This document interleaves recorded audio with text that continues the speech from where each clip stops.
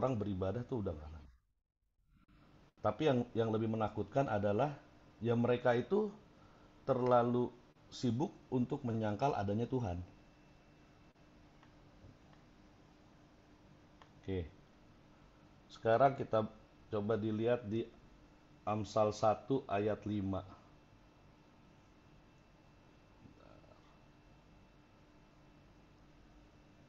Oke,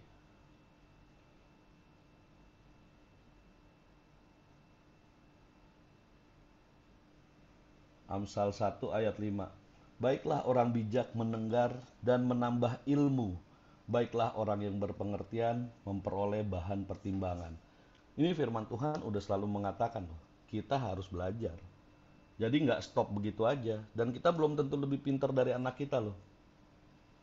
Gimana kita mau mendidik, gimana kita mau menjalankan perintah Tuhan bahwa kita harus mendidik mereka supaya mereka sampai tua bisa bisa berjalan di jalan Tuhan. Kalau kita selalu dengerin perdebatan, saya juga sama, bukan berarti menghakimi. Yang selalu kita ributin adalah anak gua maunya begini kan nggak baik begini, masa depannya gini. Kita selalu khawatir sama masa depan anak dan kita selalu tahu yang terbaik. Kita merasa tahu yang terbaik buat anak, tapi nggak, Tuhan yang tahu yang terbaik. Intinya kuncinya serahkan sama Tuhan, berdoa biar Tuhan yang bimbing, pasti sempurna hasilnya. Walaupun tidak sesuai dengan keinginan kita, tapi sempurna menurut Tuhan saya rasa jauh lebih baik daripada sempurna menurut kita. Di ayat 7-nya ada ditulis juga dengan jelas, takut akan Tuhan adalah permulaan pengetahuan, tapi orang bodoh menghina hikmat didikan. Jadi balik lagi, sebelum kita mulai menekankan pendidikan ke anak-anak tuh, wah kamu harus sekolah ini, harus sekolah ini. Yang pertama kali harus kita tanamkan adalah takut akan Tuhan. Ketika pertanyaan-pertanyaan itu timbul, biar hikmat Tuhan yang membantu mereka menjawab. Ketika mereka nanya ke kita, kita banyak belajar. Mudah-mudahan Tuhan juga memberikan hikmat sama kita supaya kita bisa membantu menjawab. Ini true story, sudah dua dari teman saya yang terhitung, satu dari teman istri saya, hanya karena pertanyaan-pertanyaan itu meninggalkan Yesus. Jadi eh, kita tinggalinlah stigma-stigma seperti ya itu kayak itu tadi ya, wah kamu mesti, kalau kamu sampai hamil di luar nikah itu kamu bukan anakku, kamu memalukan orang tua. Sehingga ketika amit-amit sih, mudah-mudahan enggak ya, dia kilaf dan sebagainya, dia merasa anak itu adalah hukuman Tuhan. Padahal saya masih yakin dan percaya mau di dalam pernikahan mau enggak, yang namanya anak itu dipercaya sama Tuhan, pasti itu berkat Tuhan kok. Kepercayaan Tuhan diberikan sama kita.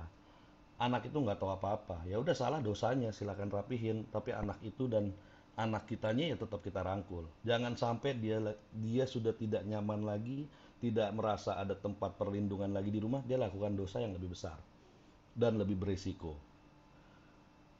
Wah itu orang cowok kok kayak gitu, kayak cewek, masa ngomong aja melambai-melambai. Coba banyak belajar. Apakah mereka yang mau seperti itu? Ada yang enggak ternyata. Kalau kita dulu SMP belajar kromosom X, kromosom Y, ada cewek yang mohon maaf, dadanya pun rata, tulangnya kayak cowok, berkumis, ada jakun. Mungkin teman-teman ada yang udah pernah ketemu seperti itu. Baru apakah salahnya dia jadi tomboy? Enggak lah, memang dia terlahir seperti itu.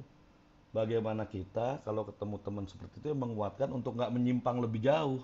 Ya udah, fisik lo emang kayak gitu, tapi ingat lu perempuan.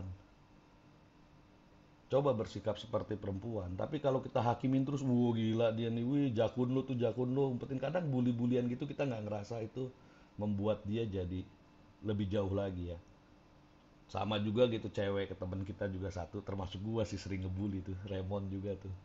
Kalau kita ke si Erik ya kan, wah dari SMP lo kita panggil dia benches loh.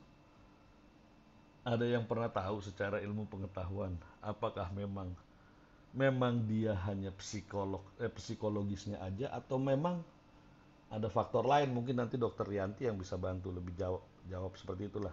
Intinya kita bukan mencari jawaban, tapi kita mencari hikmat Tuhan bersama-sama, seperti ada tertulis di Amsal 22 ayat 15, Om Novit. Pak Gem minta tolong Amsal 22 ayat 15.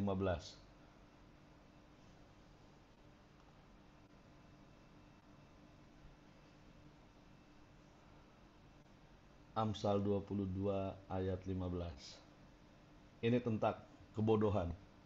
Kebodohan melekat pada hati orang muda, tetapi tongkat didikan akan mengusir itu daripadanya. Jadi teman-teman, Alkitab udah bilang, masa muda itu penuh kebodohan. Kita juga muda juga bodoh kok. Tugasnya kita adalah memberikan pendidikan supaya anak-anak kita harus jauh lebih baik dari kita. Kita nggak boleh anti gadget. Ketika mereka bisa jatuh dalam dosa karena gadget, ya kita harus bisa mendidik mereka supaya mereka bisa dekat sama Tuhan karena gadget. Bukan berarti, wah nggak boleh. Anak sekarang nggak bisa kayak gitu. Dia bisa tanya lo di Alkitab di mana gadget nggak boleh. Jadi eh, kita sama-sama orang tua, sama-sama ingin membawa anak-anak untuk lebih dekat sama Tuhan. Saya berharap kita bersama-sama bisa lebih banyak belajar firman Tuhan, dan Komsel ini adalah salah satu sarana yang menurut saya sangat-sangat membantu, terutama buat saya pribadi, baik menghadapi permasalahan pribadi saya dan akhirnya selesai. Pak Novit tadi, terima kasih. Saya tadi baru podcast di tempatnya Alek, yang ditanya, yang saya cerita itu adalah cerita saya yang pertama kali saya ceritakan di Komsel ini, tentang hari-hari terburuk selama hidup saya itu datangnya dari keluarga saya sendiri, dan mesti diakuin saya berhasil memaafkan orang tua saya dari Komsel ini. Itu namanya belajar. Saya harap teman-teman juga, karena ini ibadah terakhir, kita sedikit refleksi bahwa di Komsel ini mungkin teman-teman juga banyak mendapat pelajaran, banyak mendapat pengetahuan baru tentang Tuhan, banyak lagi lebih bertumbuh lagi sehingga kita dapat membimbing anak-anak kita lebih bagus dan menghadapi tahun depan, tahun 2023, yang orang bilang, wah secara ilmu ekonomi kita akan krisis, secara ini akan begini, secara ini akan begini. Tenang, kita sudah melewati masa dunia yang paling parah, yaitu COVID. Bukan hanya ekonomi, tapi kematian itu di depan mata dan di mana-mana. Tuhan masih memberkati dan melindungi kita. Jadi percaya, kita sebagai anak-anak Tuhan, andalkan Tuhan. Di tahun 2023, selama kita melekat sama Tuhan, Tuhan pasti melindungi. Apapun harang rintangnya, Tuhan pasti melindungi dan kita pasti mampu menjaga keluarga kita. Oke, sebagai penutup, eh, ayat Alkitabnya dari 1 Petrus 4 ayat 8.